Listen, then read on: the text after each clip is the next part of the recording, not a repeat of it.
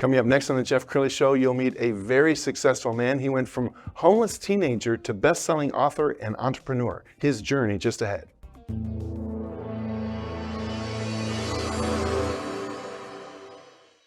Many are predicting that the worst is yet to come, which is unfortunate, said one person here.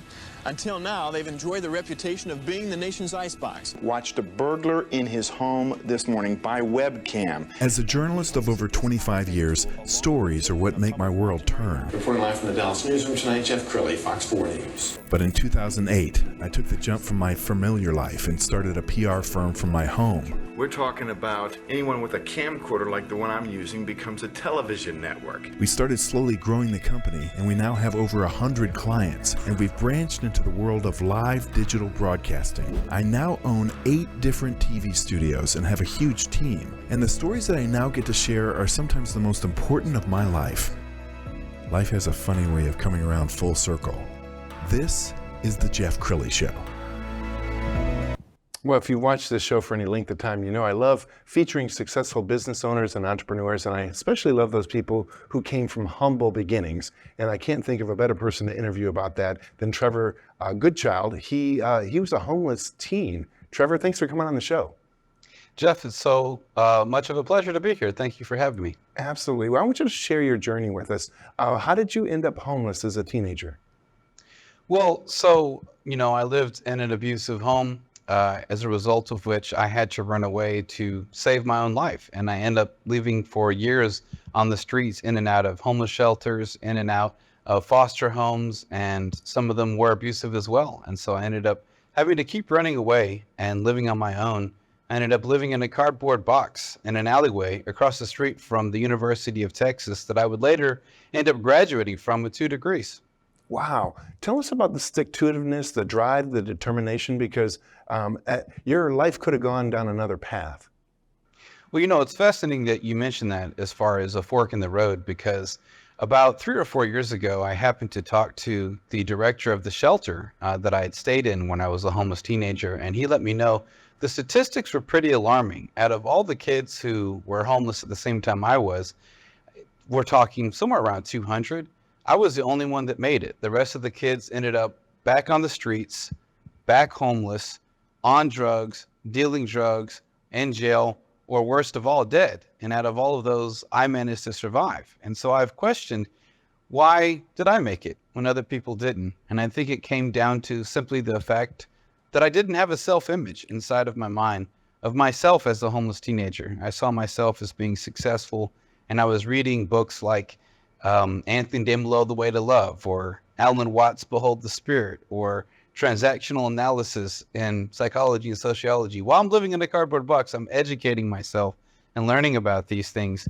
And eventually I was able to analyze my own behavior and find out what influenced me to behave in certain ways, and systematically work on replacing behaviors that were destructive with behaviors that were prosperous. And that ended up getting me from a cardboard box in an alleyway to graduating the University of Texas with a couple of degrees, getting into UT with a recommendation letter from the president of Austin Community College. It's because I didn't give up on myself, but also it's because I had a very specific image of who I was, what I was going to do, and what I was going to achieve. I think a lot of times when people become homeless, they tend to self-identify with their situation instead of who they are aside from the role they play in life or external factors. As a result, I was able to create the life that I wanted to live from in here until it matched out here.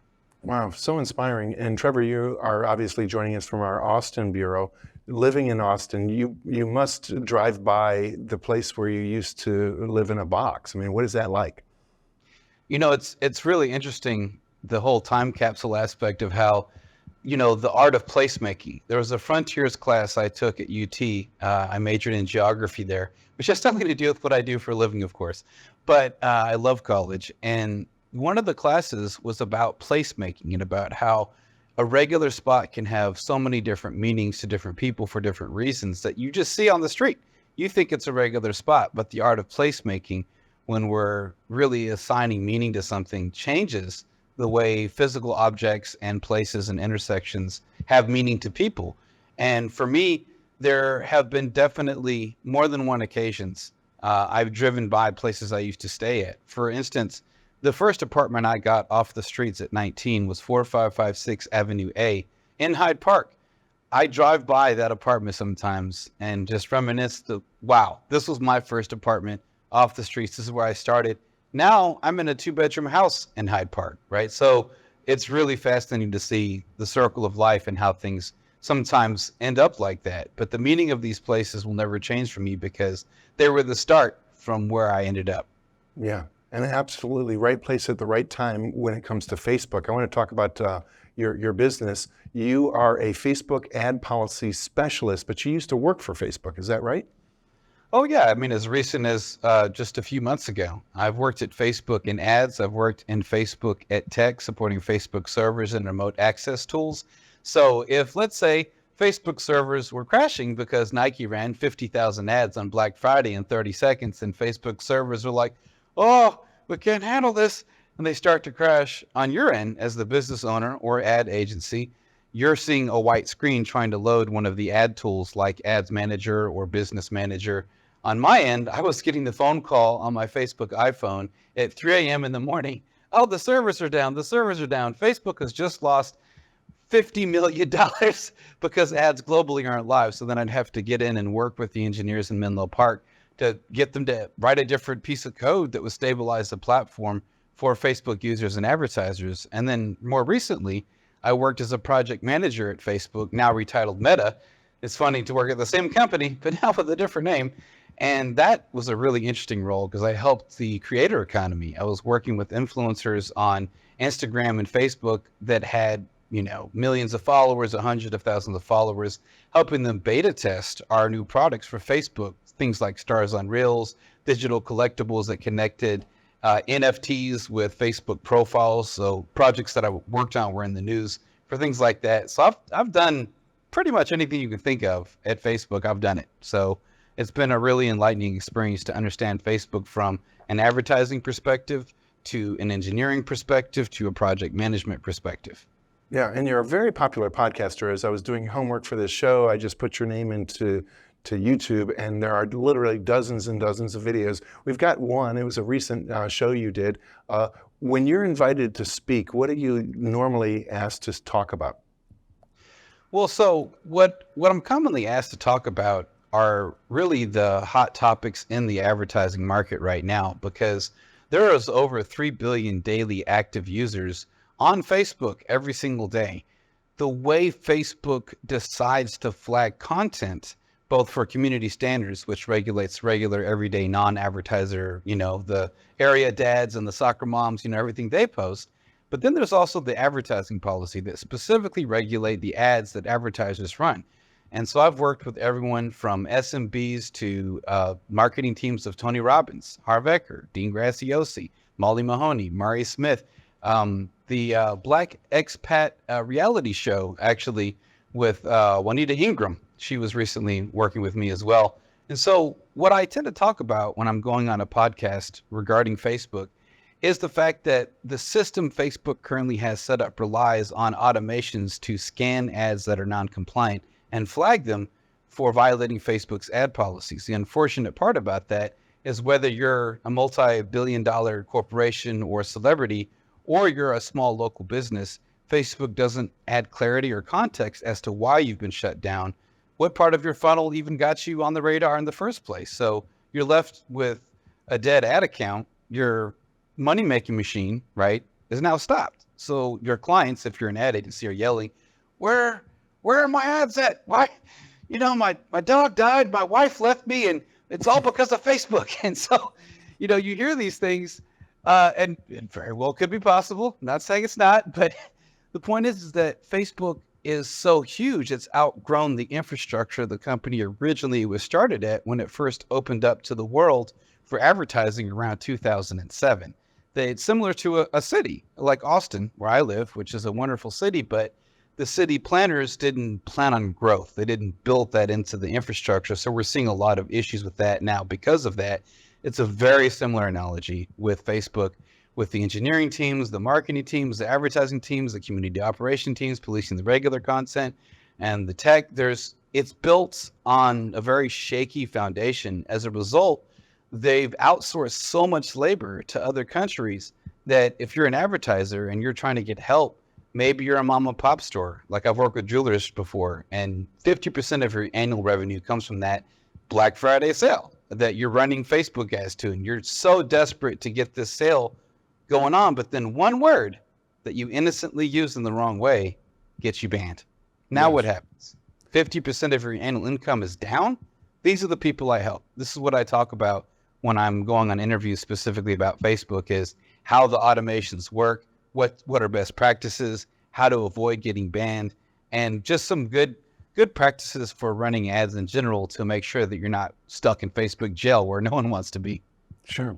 I went on the internet and I just went to Google Images, and we pulled some just random pictures of Facebook advertising. Obviously, they depend on advertising to make their engine work. So when a client calls you, it's usually like a marketing firm that's suddenly in this, Facebook jail, and they're saying, "Trevor, help," or how do you get paid?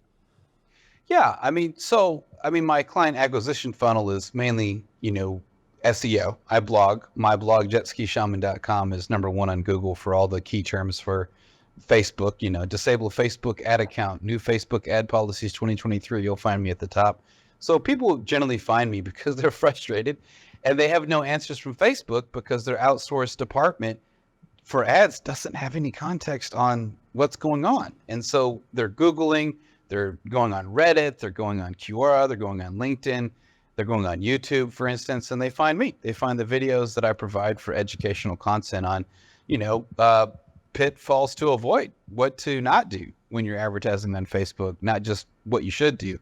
And so they find me in, folks like Harv Eker, author of The Good Millionaire, best-selling author. I worked with him for years. And what happens is either through word of mouth or through SEO with my blog or another reference, they find me. And so we start off with a discovery call to see if I can even help them. And then after that, I help provide auditing services for their funnel and pre-screening services to make sure they never get shut down again. Wow. Trevor, I'm so impressed that you're so entrepreneurial that you saw, man, there might be more money on the other side helping people with my former employer. So bravo for that. You're also a best-selling author. So we're going to pull up a couple of books that you've written, and we're going to put them on the screen. Let's start with 0 Point Horizon. It's a sci-fi book. Tell us about that. Oh, this is interesting. So I had never written a book before in my life, and I had no plans really to write a book.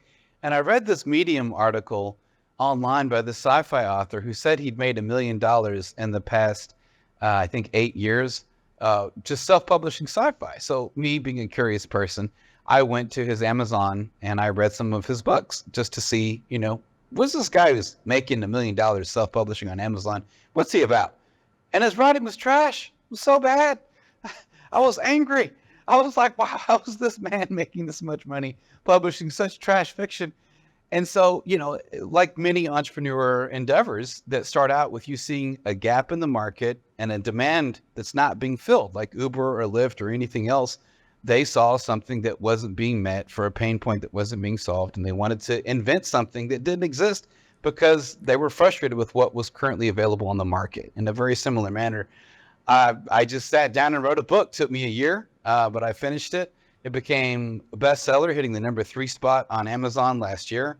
And it's about a tech who hotwires a UFO, jumps through a black hole to Alpha Centauri. Of course, there's a girl. Of course, he's following a girl. It's always an element of romance. And while we have the typical sci-fi tropes of the monsters, the space flights, the UFOs, and the action sequences, there's also an element of, I would say, kind of self-help or humanism in it, where the main character, Jack Ransom, he spends the book also, in addition to fighting off space monsters and trying to find the space princess and all that great stuff, he spends this time figuring out if he can use perception to perceive, perception to evolve his ability to become a better person over time. And so there's that element of self-reflection. So you get to see through the character's arc the development of how a person approaches a problem and solves it on different levels. Outstanding. And then the second book, Asteroid City. Tell us about that. So Asteroid City is a follow-up sequel to the Jack Ransom Chronicles. And in this case, there's a new evil alien force introduced with a giant Death Star-sized ship that has got the Earth held hostage. And it's fascinating because for both of these books, I interviewed people at Lockheed and Martin. I interviewed scientists that are specializing in fields with ophthalmology because I wanted to figure out, well, if I added this detail in, how would I scientifically make it provable? Like, what if we could see magnetic fields just like moths or birds do? What would we need to have for that to happen? So I found the scientific data for that and put it in the book that it's a certain cone that we would have to have inside the eyeball that would allow us to perceive those magnetic fields. Will we ever get it in real life? I don't know. But that's part of the fun of science fiction is the science part. I love to geek out on and make sure there's hard science backing up the fiction of the book, you know? All right, and this is obviously a series. Is it a trilogy, or do you see this going on like Harry Potter with many novels?